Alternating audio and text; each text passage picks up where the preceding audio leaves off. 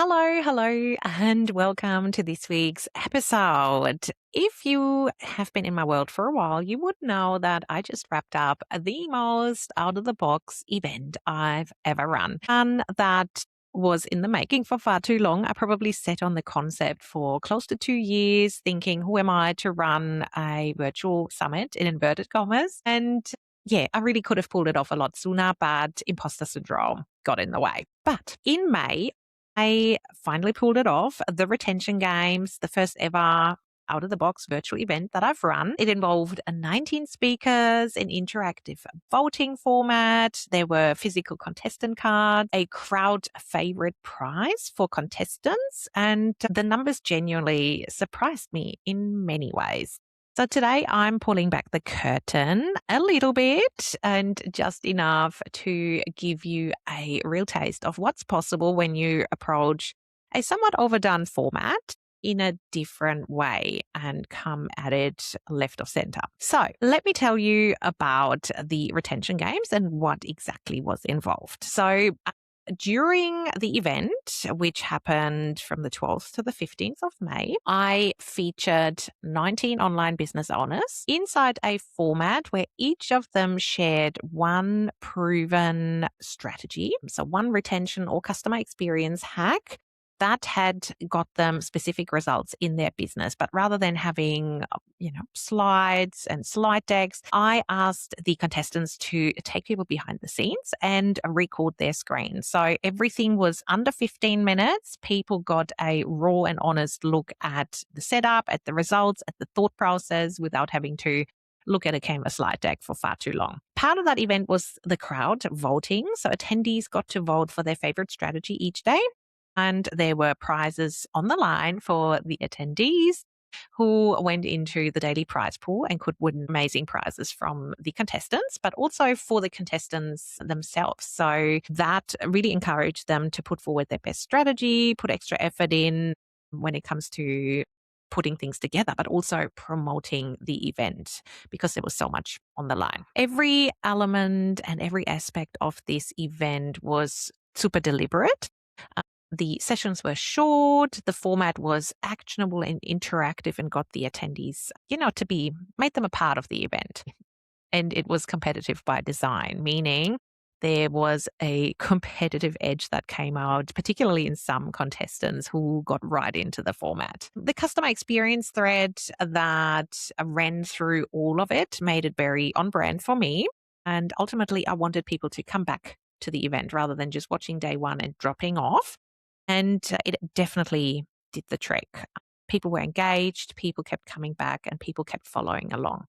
And as I said before, people seemed really tired of the overdone middle of the road virtual summit format. So the feedback that I got has definitely reinforced that people want more of this out of the box format and more events like this one. So if you are on the fence about trying something different, definitely take this episode as a nudge to do it and go for it. So I'm going to give you an idea when it comes to the reach and also the results of the event. So I had hundreds of people grab a free ticket, and the majority of them were brand new to my list. I definitely have ideas how I can drastically increase the free ticket signups from the hundreds to the thousands, which I'm not going to go into today.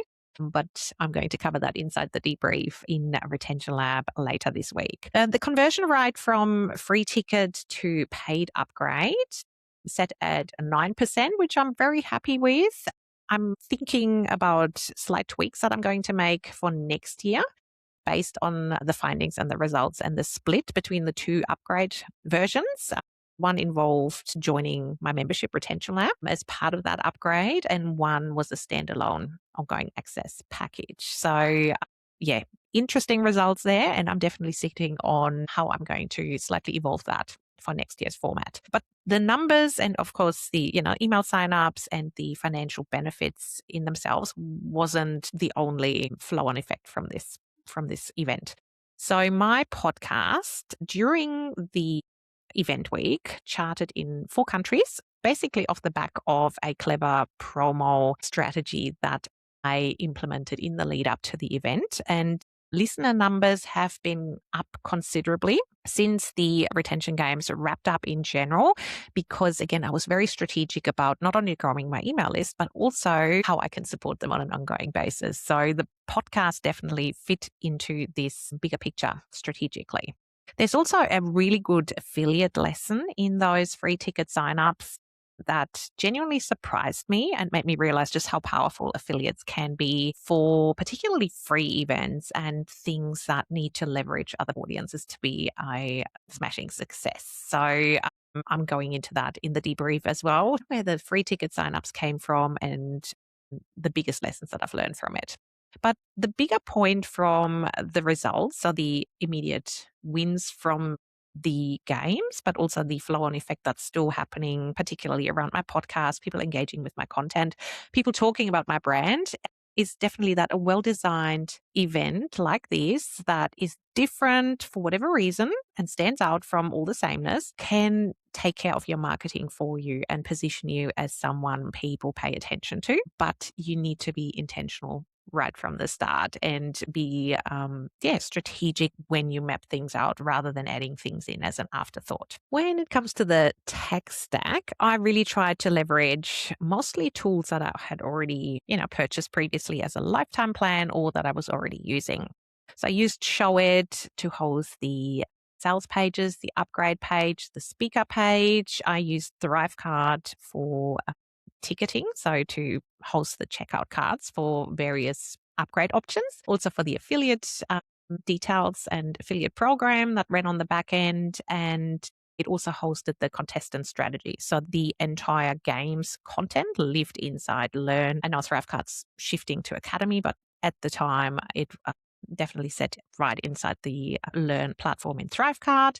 And I have to call out Airtable here because Airtable basically ran this whole event for me on autopilot. And the good thing is I built the backend once, which took a little while, I have to admit. But if you know me, I love working smarter, not harder. So I can totally repurpose the whole backend, the whole setup for my next virtual event, which I'm definitely going to do. So I feel like even though it took a fair bit of time to set up, it is definitely time well spent because it just meant during the event, things flowed really well. Everything was automated. A lot of the speakers commented on the amazing speaker experience. I held their hands every step of the way in an automated format. So a lot of the upgrades, a lot of the next steps, everything happened automatically based on the contestants taking certain actions. So what else did Airtable take care of? So the voting tallies, as I said, there was votes happening, the speaker communications, the surveys, so feedback survey for both attendees and speakers, and all the forms that are needed to capture details from contestants along the way. I also leveraged some tools that made the event experience next level. So I used Block Builder. So all the tools I'm linking up in the show notes if you want to check them up. But Block Builder basically is a pretty newish tool. And I'm sure as this episode goes to air, you can still grab a lifetime deal to it. But basically, you can embed HTML blocks onto your website, into your learning portal, and you can then, rather than having to manually update the information every time something changes in your event, you can embed it once and then use your Airtable base to automatically select what is going to display in those HTML blocks you've created inside Block Builder. If you want to see what that looks like, join me for the debrief in the lab. I'm going through all the clever ways that I used Block Builder to automate the leaderboard display, the love notes that came in through the event. It literally made my life so much easier during the event. As part of this event, I invested in a super fun meeting platform called Go Brunch. As I said, it's linked up here, currently available on AppSumo on a lifetime deal, but it allows you to create these branded co-working spaces, meeting spaces. So I created the commentary box for the retention games, very on brand, and people could drop in and join me for live coverage and live updates as the event unfolded. And then my trusty ConvertBox. So ConvertBox had pop-ups happening. It had bars at the top inviting people to upgrade, and Hotjar. So I'm not sure whether you're across Hotjar, but I love Hotjar to help me work out how people are engaging with my website, and in this particular instance, with the sign up page. So luckily, I had Hotjar installed because Hotjar flagged a major checkout issue with me early on, luckily, in the sign up process. But without Hotjar, I would have had no idea that something wasn't right and wasn't working. So, super grateful.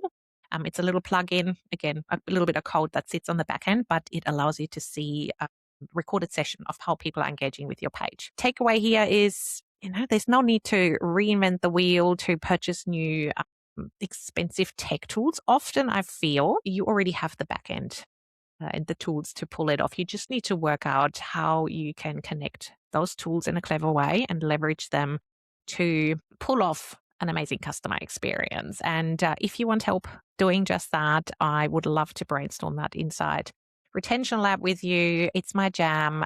And a lot of my incubator members, we box all the time back and forth to brainstorm clever ways to elevate their offers, their customer experience, their event, mechanics. But yeah, next up, what worked and what didn't. So obviously, this is the first time I have run a virtual event at this scale. I've run challenges before, webinars, etc. But pulling off a virtual summit is something that definitely comes with a learning curve. And I knew the first time I'd run this event, it wouldn't be perfect, but sitting on it for 2 years and not doing anything about it, I knew I just had to bring it to life and learn from version 1 so I can then make version 2 even better. The good thing is a majority of the feedback was amazing. So the attendees loved the short sessions, the voting, the love notes that were part of the event, the contestant cards, and all the human touches that just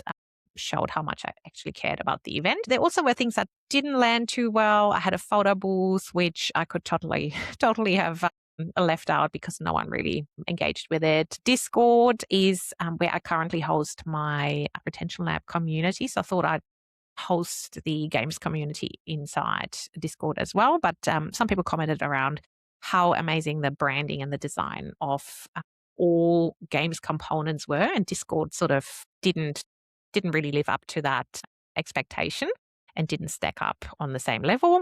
And also some people felt being invited to upgrade to the paid ticket was a bit much. I always feel like, well, I'm a business owner. For me to pull this off takes a lot of time and effort, and I think I'm entitled to invite you to upgrade. You can always opt out.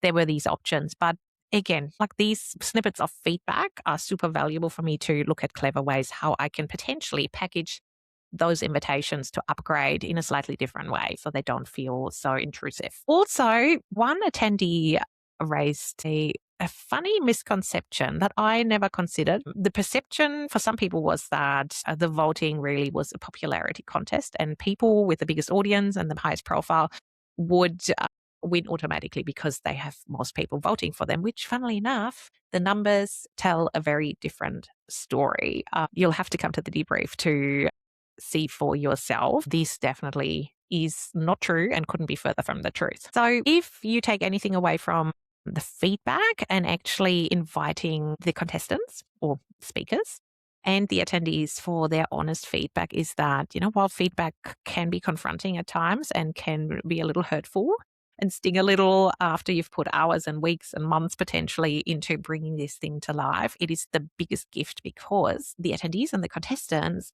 totally all had valid feedback. And, if that's how they felt, then 10 people felt the same way and just didn't share it with me. So I am super grateful for both the contestants and the attendees to share their honest feedback because I am totally going to sit on all of it. I am a huge fan of gathering feedback, even if it can hurt a little, and learning from it. So will I run the retention games again? Absolutely. I had the best time organizing the event, running the event live, while I had to definitely recharge after the event. I also loved the conversations with the contestants. I got to know them so much better. There were so many opportunities that came from it beyond the games when it comes to collaboration with the contestants. And I feel like it gave me a new burst of energy in my business that I definitely needed. So the 2027 edition is definitely coming, and I'm already thinking about what that could look like. Definitely, I'm going to be inviting more speakers. I'll be somewhat clearer and a bit stricter with promo requirements, more on that in the debrief. And also have a play with some of the life components because being in Australia, time zones are a real issue. And I felt a lot of people wanted to dive deeper into the life components of this event. But unfortunately, it was just at crazy times during the night. So they just couldn't participate. So I need to have a look at how I can come up with formats that make it live for everyone who signs up to this event, no matter where they are. And yeah, generally, as I said, feedback is so valuable, which means I can only build version 2 of the retention games, whatever that's going to look like, because I gave version 1 a go and I just got it out there. I pulled it off and I ran with it after sitting on it for so long. So if you're sitting on a big idea, on a concept that feels somewhat daunting, hasn't been done before, you're a little bit scared of, absolutely run with it, see what happens, and then learn for next time. Because I feel now that the load has lifted off my shoulders, I've run my first virtual event. I loved it. It was a hit. My audience loved it. And I know how I can make it even better next time. That mental hurdle of doing it again has just completely gone. Like, I'm excited. I've already put it in my calendar for next year as a major event. And yeah, I'm just excited, genuinely excited by the retention games, number 2. And another lesson for you, if you need to hear it, is that, you don't need to stick to the norm. Just because other people and everyone else runs virtual summits a certain way doesn't mean you have to. You are allowed to mix things up. You are the creative business owner that knows your audience best and has an intuition around what is going to resonate with your people. So if you want to brainstorm with someone who has been there and done that, I would love to welcome you inside Retention Lab in the incubator tier so we can pull it off together and really create something super special. But even on your own, trust your intuition because it rarely lets you down. So that's as much as I want to share around the retention games. Hopefully it's given you the confidence to start exploring your own out-of-the-box event. So if I have sparked your curiosity with this surface level look at the retention games, I'm going to go much, much deeper as part of my live debrief that's happening inside Retention Lab on the 19th of June. So if you're tuning in live, there's plenty of time to join. If you already know life is a problem for you with Australian time zones, the replay of the session is going to be added to the private podcast feed and the lab portal within 24 hours. So you can totally catch up in your own time and space. But yeah, I'm going to explore the numbers, the tech, all the things I touched on, plus more in great detail. And all you have to do to be part of it and join me live is joining Retention Lab. So hopefully I will see you there. Either way, I like to leave you with one actionable thing from every episode. So whether you decide to join me live or you want to do your own thing, I would love you to write down one thing from this episode, one aha moment or one idea that you want to swipe for your event. So what idea have you got that is the perfect starting point for your own out-of-the-box event? And then make it happen. Actually set a date. That was my starting point. Setting a date, making it happen, and sending out that invitation to speakers. It literally takes a load off your shoulder.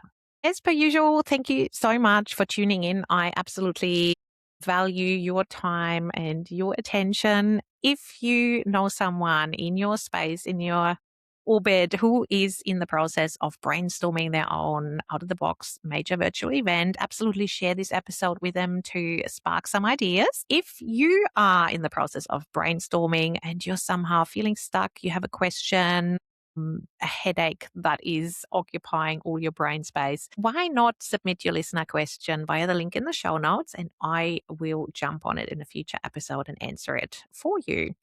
But for now, have a fabulous rest of your week and see you next week.